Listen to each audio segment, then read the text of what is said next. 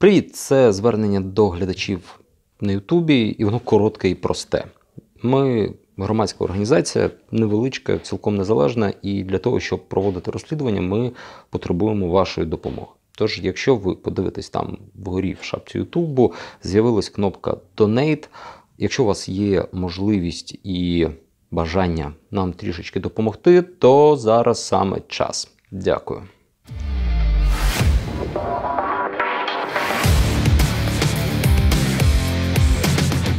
Вітаю! Мене звуть Денис Бігус. В ефірі програма антикорупційних розслідувань «Наші гроші».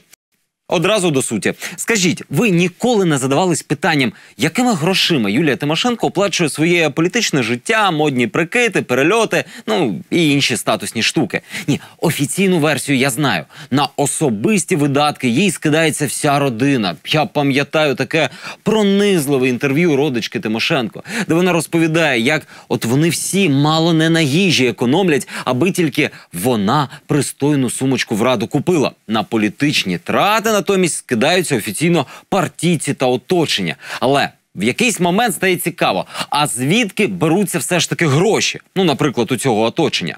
Анатолій Остапенко прослідкував цікавий ланцюжок. Від розпилу одного з найбільших збройних контрактів України до позитивного іміджу одного з найпопулярніших кандидатів в президенти.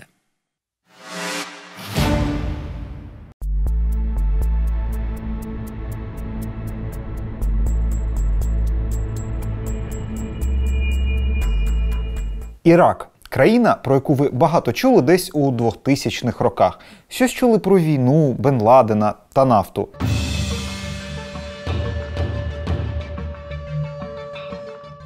Та 500 мільйонів доларів. Цю вражаючу суму Україна мала б заробити на постачанні до Іраку військової техніки.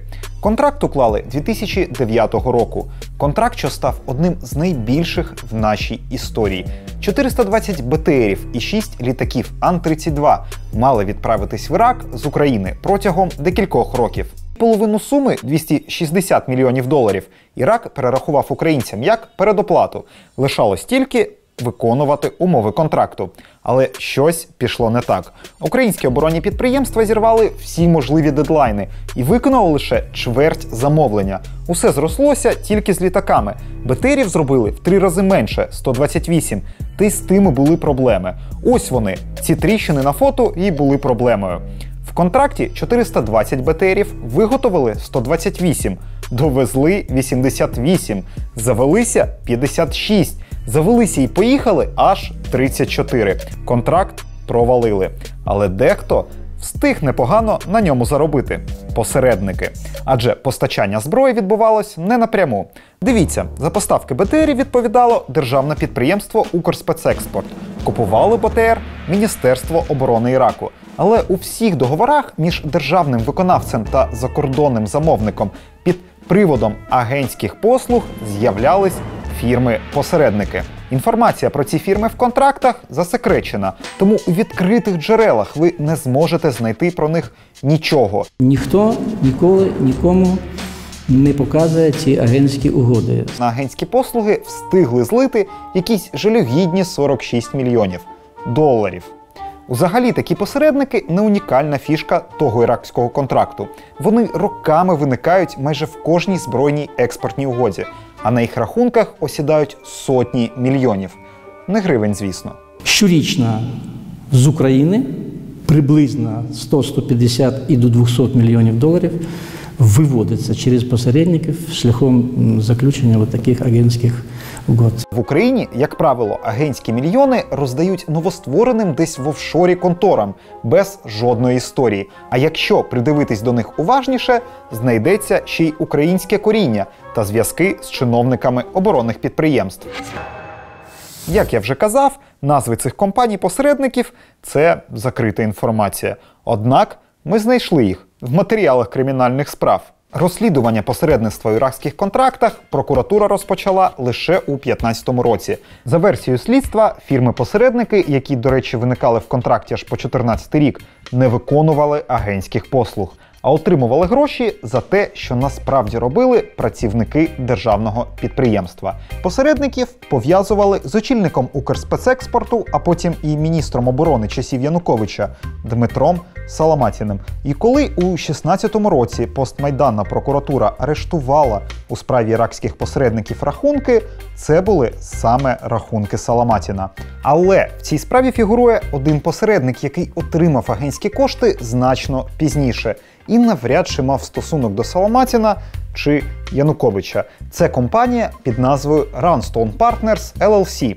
Перший договір з нею оформили за місяць до Майдану, у жовтні 13-го року. Другий наприкінці лютого 14-го, в розпал Революції Гідності. Тоді вже було зрозуміло, що контракт зривається, але новий посередник відчайдушно намагається його врятувати.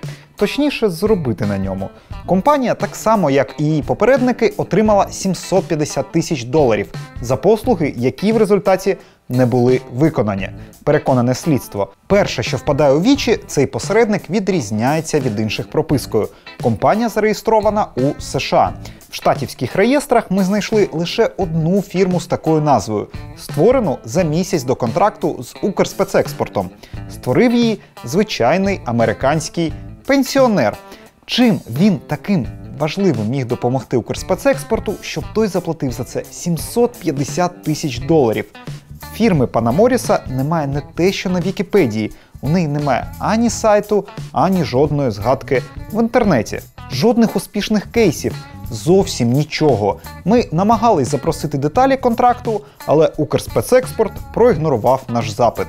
У принципі, ця глуха фірма могла б і далі залишатись лише в кримінальній справі, але її нові зв'язки привели нас до спонсора одного з ключових претендентів на президентський пост в Україні.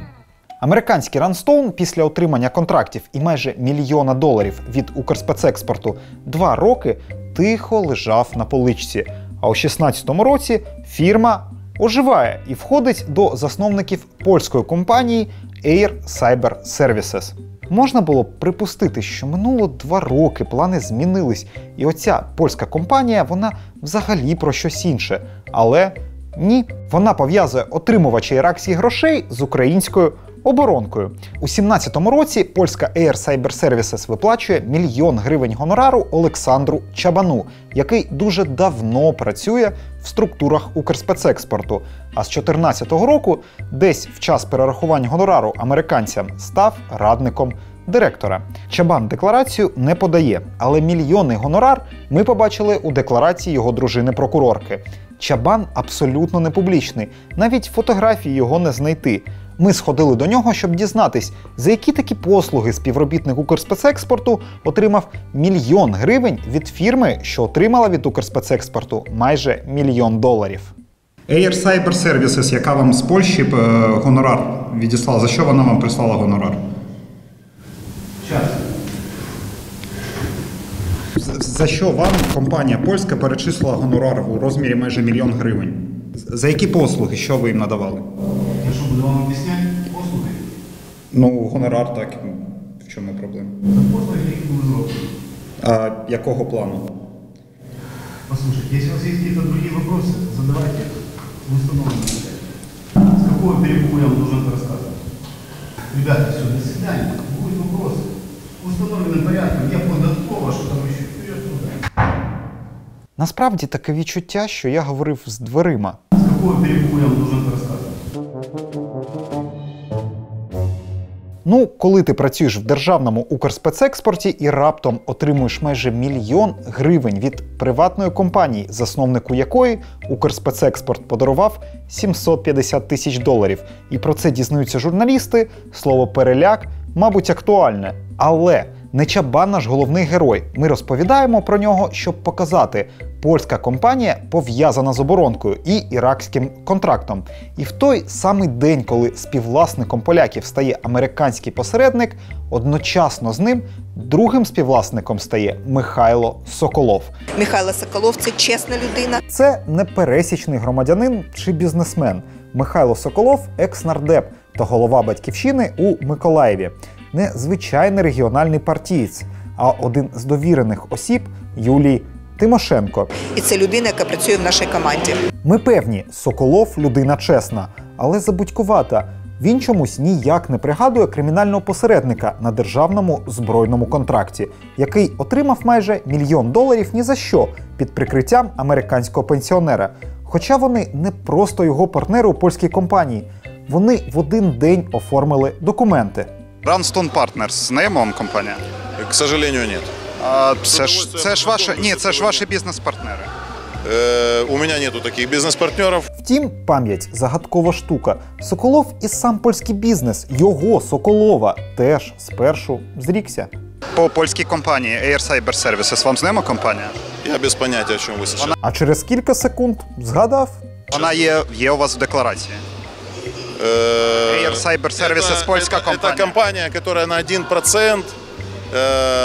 Я являюсь соакционером и хочу из нее выйти, потому что мне подарили этот процент, я от него отказываюсь. Хто вам подарував цей процент? Он мне не интересен. А хто вам подарував цей процент? Щоправда, не повністю згадав. Не 1%. Соколову належить більше чверті компанії. Вона займається. Она занимается новыми технологиями, инновациями. Можливо, ця компанія якраз і... Друкує на IT-принтерах цілі міста. Але як її співвласник плутає 1% з 25, чи він навмисне применшує свою долю? Спеціаліст в інноваціях Соколов – дуже близький соратник Юлії Тимошенко. Достатньо близький, щоб лідер політичної сили, наприклад, публічно заступалась за нього, коли Соколов потрапив у кримінальну справу з хабарем. Михайло Соколов – це чесна людина, і це людина, яка працює в нашій команді. Дякую. Провокацій проти нього достатньо. І у неї є дуже важливий привід захищати однопартійця. Цей привід – більше $1 мільйона, які Соколов заплатив за лобізм Тимошенко в США. 13 березня 2014 року на відомій вулиці Бейкер-стріт він реєструє фірму Trident Foundation. Про це писало видання «Українська правда». Trident майже одразу укладає договір з найбільшою юридичною компанією у Лос-Анджелесі – Wiley Rein щодо надання лобійських послуг Юлії Тимошенко у Сполучених Штатах Америки. З 2014 року компанії заплатили $1 мільйон 260 тисяч за лобіювання Тимошенко в американській політиці. Роком пізніше Соколов задекларував відносно скромні $86 тисяч заощаджень. Якось небагато для людини, що замовляє для Тимошенко лобійські послуги на $1 мільйон, хіба що витратив останнє. Я как гражданин, гражданин Украины, я не производил оплаты прямые. Я производил оплаты исключительно на благотворительные взносы, которые производили граждане Украины, заинтересованные в продвижении Украины. Не Юлии Тимошенко, а інтересів України. А, от воно що. То це була якась таємна краундфандингова компанія, що зібрала понад $1 мільйон. Мабуть, знов бабусі скидались. Не Юлії Тимошенко, а інтересів України. Але там питання щодо Юлії Тимошенко. Там лобіювання Юлії Тимошенко. Там це є в лобіювання реєстрі України Юлії Тимошенко. различных политических деятелей, среди Юлии которых Тимошенко. в том числе могла быть и Юлия Тимошенко, и многие другие. Вы ошибаетесь. Ні, ми не помиляємось. Це пан Соколов просто дуже применшує. Ось звіт компанії лобіста Wiley Rein. І тут чорним по білому вказано «Payment for Тимошенко Representation». Так, могла десь проскочити. Майже всюди. Сама Тимошенко спочатку не захотіла говорити про походження мільйона, який був сплачений американським лобістам. Дійсно, штори Верховної Ради куди цікавіші. Юлія Володимирівна, а хто вам оплачував лобійські послуги протягом 3 років в США? За які кошти вони були виплачені? Юлія Володимирівна. Юлія Володимирівна, одне невеличке питання. Юлія Володимирівна.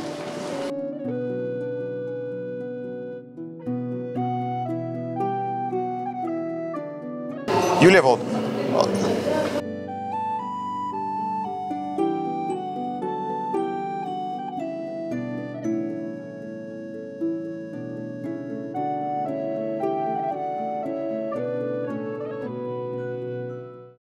Трошки посумувавши біля штор, Юлія Володимирівна все ж таки вирішила поговорити з нами.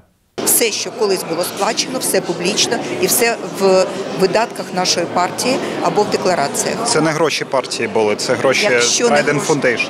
Ще раз хочу сказати, те, що я відповідаю за гроші своєї родини і за гроші партії, все інше до мене немає ніяких відношень. Тобто немає до вас відношень компанія Trident Foundation, а ви не запитували Михайла Соколова, звідки кошти? Абсолютно, немає ніякого відношення, не до мене, не до партії. Ну заплатив за тебе соратник $1 мільйон у США, у якого офіційно і близько немає таких грошей. Звідки Юлії Володимирівні про це знати? Дійсно, все дуже логічно. Якщо ви прискіпливий глядач, то мали б помітити, що Соколов з'явився у ланцюжку компаній з іракськими грошима вже після оплати лобійських послуг у США. Ми не стверджуємо, що це ті самі гроші, але ми бачимо, що у цих двох епізодах він зіграв одну важливу роль – роль посередника. Знаєте про теорію 6 рукостискань? Ну, це коли будь-які дві людини на землі розділені в середньому лише 5 знайомими. В бізнесі з оборонними підприємствами їх зазвичай всього 3. Перше рукостискання – чиновник спецекспортера. Друге – довірена людина топ-політика. Третє – ну, насправді тут вже немає рукостискань. Тут ваші долоні відчують гроші з державного бюджету. Якщо ви киянин і останні півроку мились з ковшика, то це вам подарунок від Ріната Ахметова. А Рінату Ахметову це подарунок від київської влади. Причому усе це подарунки в прямому сенсі. Ахметов подарував місту 2 енергокомпанії. Місто подарувало Ахметову пробачення боргів. В результаті цього обміну подарунками у міському бюджеті з'явилась діра у кілька мільярдів, а у вас в руках ковшик. Втім, якщо ви не любите ковшики і встановили бойлер, тим самим ви скинулись електрикою на інший подарунок Ахметову, який зветься Роттердам Плюс, але це вже інша історія. Про подарунок як мистецтво та чому не лише миття влітку, а й опалення взимку в столиці ризикує накритись ковшиком Валерія Іванова.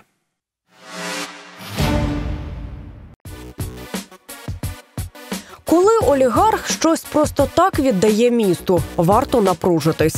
Скоріш за все, ви не отримуєте, а втрачаєте. Так сталося з олігархом Рінатом Ахметовим і киянами. Він повернув столиці ці 2 теплоелектроцентралі, а разом з ними кияни отримали 5 мільярдів боргів, газ за вищими цінами і проблеми з гарячою водою. Може здатися, що це відомий флешмоб Ice Bucket Challenge. От тільки там облитися холодною водою потрібно було лише раз. А от жителям столиці довелося робити таке щодня майже все літо і половину осені. Коли завершиться вимушена акція, поки невідомо, а от потім може розпочатися інший флешмоб – «Прикрути». Гаряча вода зникла після того, як сталася більш неординарна подія. Ці 2 ТЕЦ і ще тисячі кілометрів тепломереж компанія «Київенерго» Ріната Ахметова повернула зі свого користування киянам. Бізнес Ахметова користувався комунальною власністю безоплатно. Тобто бізнесмен відмовився від чогось, що він отримував безкоштовно. Це мало б насторожити, але київські посадовці говорили про перемогу. Це перший прецедент в історії України, коли енергетичний комплекс поверне з управління приватної компанії до управління громади міста. Чим це вигідно киянам, мер не розповідав, але назвав подію історичною. Влада обмежувалась лаконічним поясненням. Договір з компанією Ахметова завершувався, і міська адміністрація вирішила його не продовжувати. Та розлучення олігарха з киянами і справді увійде в історію. Адже Києву дісталося декілька мільярдів боргів, кілометри старих труб, що потребують негайного ремонту, і зобов'язання відшкодувати вкладені в модернізацію мереж кошти. Тож Віталій Кличко правий – це навряд буденна подія. Рішення розірвати договір з «Київенерго» і повернути комплекс громаді готувала міська адміністрація і підтримала Київрада. Для управління майном створили комунальне підприємство «Київтеплоенерго». 31 липня зобов'язання давати гарячу воду і опалення перейшло новому КП. Але виявилось... Щоб холодна вода перетворилась в гарячу, її потрібно підігріти. Зрозуміло, для цього потрібен газ. І справді, здавалося б, очевидно, потрібен газ. Його на київський ТЕЦ поставляла державна компанія «Нафтогаз Україна». Але вона відмовилась робити це далі, бо за часи користування київськими тепломережами підприємство донецького олігарха завинило «Нафтогазу» майже 5 мільярдів гривень за блакитне паливо. Ми піднімали питання, борг був великий, і ми розуміли, що він буде також збільшуватися, тому що іде фактично накопичення боргів, тобто із року в рік. Вірніше, це до історичного розірвання стосунків з Ахметовим газовий борг був проблемою олігарха, а тепер вже ні. Бо найбагатший українець не лише повернув киянам ТЕЦ, а й передав разом з ними і борг перед «Нафтогазом». Тож тепер платити по газових боргах мусить не бізнес Ахметова, а кияни через комунальне підприємство «Київтеплоенерго». Взагалі підготовка до переходу вона почалася за 2 роки. 1,5 роки тому було створено підприємства відповідні, які прийняли на себе функціонал «Київенерго».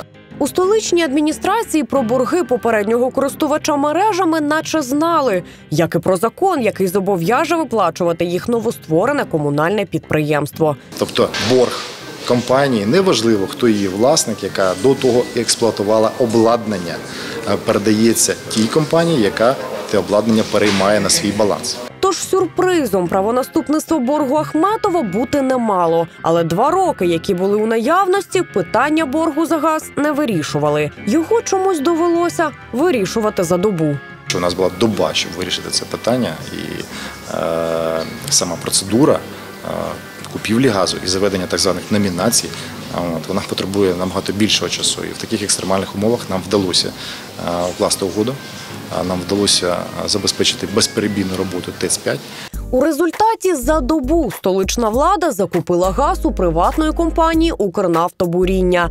Компанію пов'язують з 3 власниками. Це олігарх Ігор Коломойський, нардеп Віталій Хомутинник і бізнесмен Павло Фукс. Причому купили газ у цієї фірми дорожче, ніж продає державний «Нафтогаз». Бо у «Нафтогазу» є спеціальні зобов'язання. Блакитне паливо для потреб ТЕЦ вони поставляють по спецтарифу. 1000 кубометрів – трохи менше 6 тисяч гривень. А от у приватної «Укрнафтобуріння» міські чиновники газ купили по 10 200 гривень. На 18 мільйонах кубометрів, закуплених на серпень, переплата більше 75 мільйонів гривень. Тож тепер кияни екстрено переплачують за газ для ТЕЦ і мусять повертати «Нафтогазу» борг за компанію Ахметова. З чого він складається?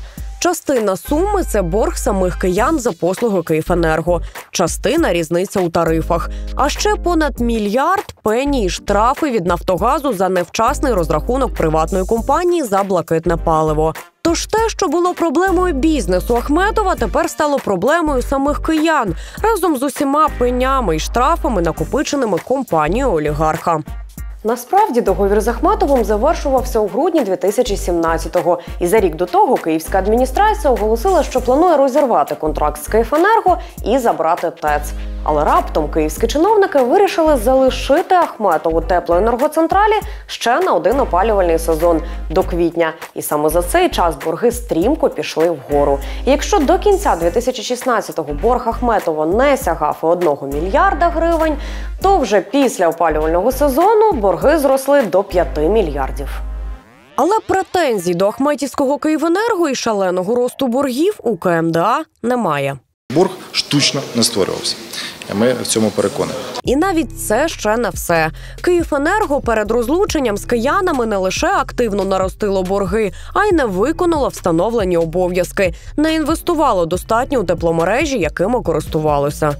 В кожному тарифі є так звана інвестиційна складова, принаймні кілька останніх років. І цю програму затверджував національний регулятор НКРЕКП. Останні 2 роки ця програма виконувалася ледь на 40%. Київська міська влада 2 роки належним чином не здійснювала контроль для того, щоб «Київенерго» виконувало свою ж інвестиційну програму, яку затвердив регулятор. Окрім покриття мільярдних боргів за «Київенерго», Києву доведеться вкластися ще. Адже понад 2/3 труб за роки користування приватним постачальником послуг у аварійному стані і потребують негайного ремонту. Всі мережі зношення. Вони зношені в Києві, вони зношені 2/3 мереж, це більше ніж 2,5 тисячі кілометрів труб. Вони давним-давно потребували капітального ремонту. Досить часто навіть ті гроші, які накопичувалися в Київенерго, вони не йшли навіть на той поточний ремонт мереж, а вони йшли на інші цілі. Що мала б зробити київська влада з компанією, яка не виконала інвестиційні зобов'язання перед киянами? За логікою вимагати виконання. Але Київрада приймає угоду про розірвання договору, в якій написано, що Київенерго Ахметова отримає ще й компенсацію з бюджету за модернізацію мереж, яка проводилась за рахунок компанії. Мова йде про 800-900 мільйонів гривень.